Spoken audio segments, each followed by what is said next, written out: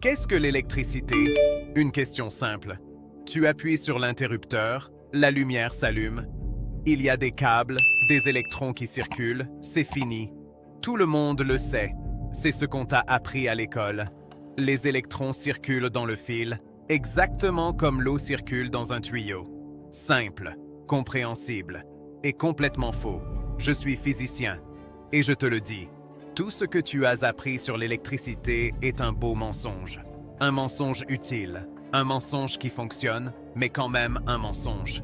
Quand tu comprends ce qui se passe vraiment, tu verras l'univers différemment. Maintenant, je vais te le montrer. Pense à un interrupteur. Tu actionnes l'interrupteur, la lumière s'allume instantanément. Instantanément. En quelques millionièmes de seconde. Maintenant, je te pose une question. À quelle vitesse se déplacent les électrons? La réponse va te surprendre. Les électrons se déplacent à la vitesse d'un escargot. Littéralement. Les électrons dans un fil de cuivre se déplacent d'environ 1 mm par seconde. 1 mm. Réfléchis à ça. Ton interrupteur est à 3 mètres. Il faudrait des heures pour que les électrons y arrivent. Mais la lumière s'allume instantanément. Comment est-ce possible? Les électrons n'ont même pas encore atteint l'ampoule, mais la lumière brûle. Ça n'a pas de sens. Si l'électricité était vraiment le flux d'électrons à travers le fil, tu devrais attendre des heures après avoir actionné l'interrupteur. Mais ça n'arrive pas. Pourquoi? Parce que l'électricité n'est pas le mouvement des électrons. Elle ne l'a jamais été. L'histoire qu'on t'a racontée est une simplification. La vérité est beaucoup plus étrange, beaucoup plus belle et beaucoup plus troublante. Voici la vérité. L'électricité, ce sont des ondes de champs électromagnétiques. Des champs. Des champs dans l'espace vide. Pas des électrons à l'intérieur des fils, mais des champs dans l'espace autour des fils. L'énergie ne se déplace pas à travers le fil. L'énergie se déplace à travers l'espace vide autour du fil. Laisse-moi répéter ça parce que les gens ont du mal à le croire. Quand une ampoule brille, l'énergie ne vient pas du fil. L'énergie vient de l'espace autour du fil. Il y a quelque chose qui s'appelle le vecteur de Poynting. Ce vecteur te montre la direction du flux d'énergie. Et tu sais où il pointe? Pas sur le fil, sur l'espace autour du fil. Le flux d'énergie ne se fait pas le long du fil, mais dans les champs autour du fil. Attends un instant. Pourquoi? Pourquoi un système si étrange? Pourquoi la nature fonctionne-t-elle ainsi? Parce que l'électricité est fondamentalement une danse de champs électriques et magnétiques. Maxwell a compris ça. Dans les années 1860, il s'est assis et a écrit 4 équations. Seulement 4 équations. Et ces 4 équations expliquent comment fonctionne l'électricité, le magnétisme, la lumière, la radio, tous les phénomènes électromagnétiques. Les équations de Maxwell te disent ceci. Un champ électrique changeant crée un champ magnétique. Et un champ magnétique changeant crée un champ électrique. Ils se créent mutuellement. D'avant en arrière. Le champ électrique change, un champ magnétique naît. Le champ magnétique change, un champ électrique naît. Et ce processus se propage dans l'espace, à la vitesse de la lumière. C'est une onde électromagnétique. Et c'est l'électricité. Le fil n'est qu'un guide pour cette onde. Les électrons bougent un peu dans le fil, oui. Mais ce qu'ils font, c'est contrôler les champs. Les champs font tout le travail. L'énergie est transportée dans les champs. Laisse-moi te donner un exemple concret. Imagine 2 fils parallèles. L'un est chargé positivement, l'autre négativement. Entre eux existe un champ électrique. Maintenant, tu démarres un courant.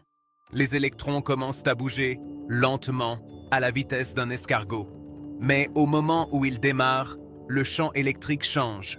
Et le champ électrique changeant crée un champ magnétique.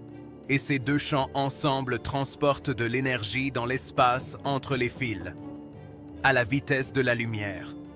Le vecteur de Poynting est E fois B, champ électrique fois champ magnétique.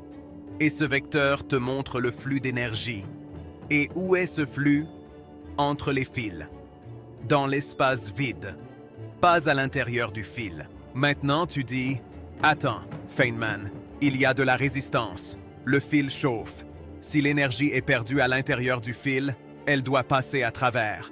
Bonne question. Mais non. Le fil chauffe parce que le champ électromagnétique interagit avec les électrons. Le champ pousse les électrons. Les électrons entrent en collision avec les atomes. Les collisions créent de la chaleur. Mais le flux d'énergie vient toujours des champs. Il vient de l'espace autour des fils, pénètre dans la surface du fil et se transforme en chaleur en poussant les électrons. Étrange? Oui, mais vrai. Tu peux le mesurer. Tu peux calculer le vecteur de Poynting. Tu peux suivre le flux d'énergie. Et toujours, dans tous les cas, l'énergie circule à travers l'espace vide autour des fils. Alors, que font les électrons? Pourquoi en avons-nous besoin? Les électrons contrôlent les champs. Ils sont comme un chef d'orchestre. Ils ne bougent pas, ils oscillent seulement. D'avant en arrière, des milliards de fois par seconde. Je parle maintenant du courant alternatif. Les électrons oscillent, et cette oscillation organise les champs électriques et magnétiques. Les champs se propagent en ondes, et ces ondes transportent l'énergie. Même avec le courant continu, les électrons bougent très lentement. Mais le champ change immédiatement. Au moment où tu actionnes l'interrupteur, le changement du champ électrique se propage le long du fil à la vitesse de la lumière. Les électrons ne se sont même pas encore déplacés, mais le changement de champ a déjà atteint l'ampoule. Les électrons dans l'ampoule ressentent ce changement de champ et commencent aussi à bouger. C'est pourquoi la lumière s'allume instantanément. Maintenant, je vais te dire quelque chose d'encore plus étrange. Tu n'as même pas besoin de fils, vraiment. Pense aux ondes radio. Pas de fils, seulement des champs. Il y a une antenne, les électrons oscillent dans l'antenne et créent des ondes électromagnétiques. Ces ondes se propagent dans l'espace vide, à la vitesse de la lumière. À des kilomètres de distance, une autre antenne capture ces ondes. Les électrons dans l'antenne commencent à osciller. L'énergie a été transférée. Pas de fils, seulement des champs. C'est l'essence de l'électricité. Des champs, toujours des champs. Les fils ne sont qu'un outil pour guider les champs. Revenons à Maxwell. Quand Maxwell a écrit ses équations, il a remarqué quelque chose. Les équations prenaient la forme d'équations d'ondes. Les champs électriques et magnétiques pouvaient se propager comme des ondes dans l'espace. Et il a calculé la vitesse de ces ondes, directement à partir des équations. Et quelle était la vitesse? La vitesse de la lumière. Exactement. Maxwell a compris à ce moment-là. La lumière est une onde électromagnétique. C'était une intuition formidable. Deux phénomènes complètement différents, l'électricité et la lumière, étaient la même chose, juste à des fréquences différentes. Les ondes radio, les micro-ondes, l'infrarouge, la lumière visible, l'ultraviolet, les rayons X, les rayons gamma, tous sont des ondes électromagnétiques. Tous la même chose. Ils oscillent simplement à des fréquences différentes. Et tous fonctionnent de la même manière. Un champ électrique changeant crée un champ magnétique. Un champ magnétique changeant crée un champ électrique. Ils se nourrissent mutuellement. Ils se propagent dans l'espace, à la vitesse de la lumière. Cela devrait te déranger, parce que cela signifie ce que tu appelles électricité n'est pas réel. Je veux dire, comprends-moi, les électrons sont réels, les fils sont réels, mais l'idée du courant électrique, l'idée que les électrons circulent à travers le fil, ce n'est qu'un modèle utile.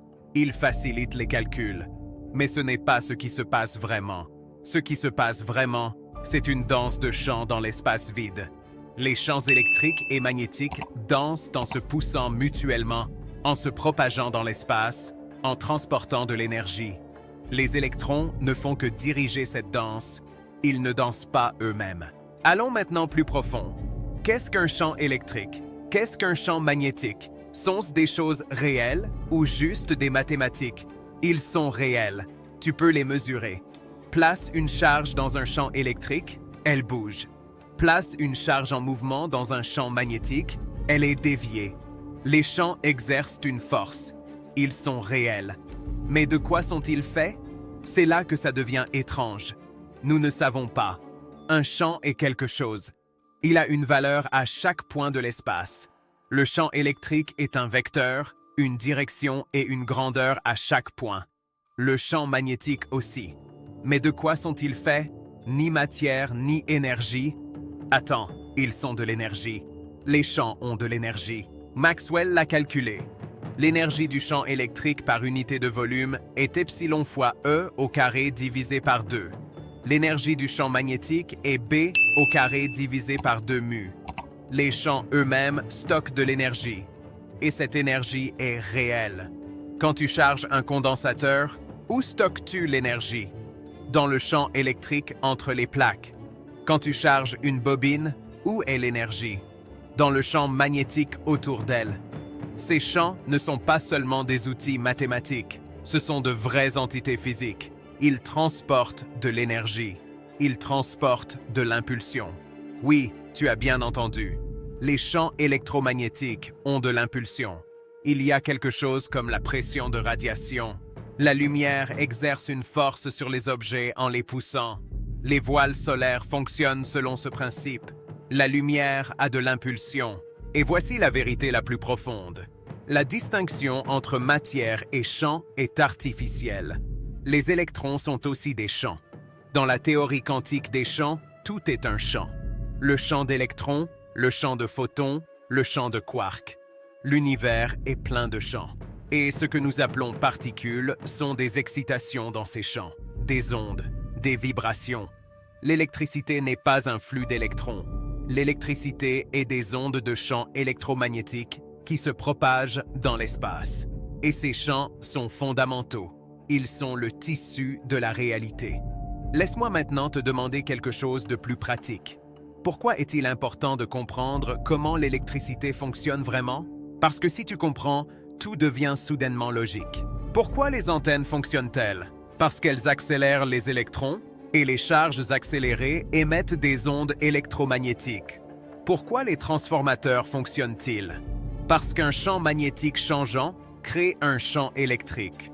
Pourquoi le courant haute fréquence circule-t-il à la surface du fil? Parce que le champ électromagnétique ne peut pas pénétrer dans le fil, effet de Paul. Pourquoi ne peux-tu pas envoyer un signal plus rapide que la vitesse de la lumière? Parce que les ondes électromagnétiques se propagent à la vitesse de la lumière, pas plus vite. Tout vient des champs. Si tu comprends les champs, tu comprends l'électromagnétisme. Et si tu comprends l'électromagnétisme, tu comprends la moitié du monde moderne. Radio, TV, téléphone, ordinateur, Internet, tout est ondes électromagnétiques. Lumière, vision, photosynthèse, tout est électromagnétisme. Chimie, forces intermoléculaires, tout est électromagnétique. Il y a 4 forces dans la nature. Gravitation, électromagnétisme, force nucléaire forte, force nucléaire faible. L'électromagnétisme en fait partie, et 99% de tout ce qui affecte ta vie est l'électromagnétisme. La chaise sur laquelle tu es assis ne te retient pas à cause de la gravitation, mais à cause de la répulsion électromagnétique. Les atomes se repoussent et s'attirent, électromagnétisme. Tout. Et tout vient de cette danse des champs. Les 4 équations de Maxwell. 4 équations simples, et elles expliquent tout. Maintenant, tu devrais poser une question. D'où Maxwell a-t-il obtenu ces équations? Des expériences? En partie. Faraday a mené des expériences sur l'induction électromagnétique. Ampère a mesuré la relation entre le courant et les champs magnétiques. Gauss a formulé ses lois pour les champs électriques. Mais Maxwell a fait quelque chose de plus. Il a ajouté un terme aux équations. Courant de déplacement. Personne ne l'avait mesuré.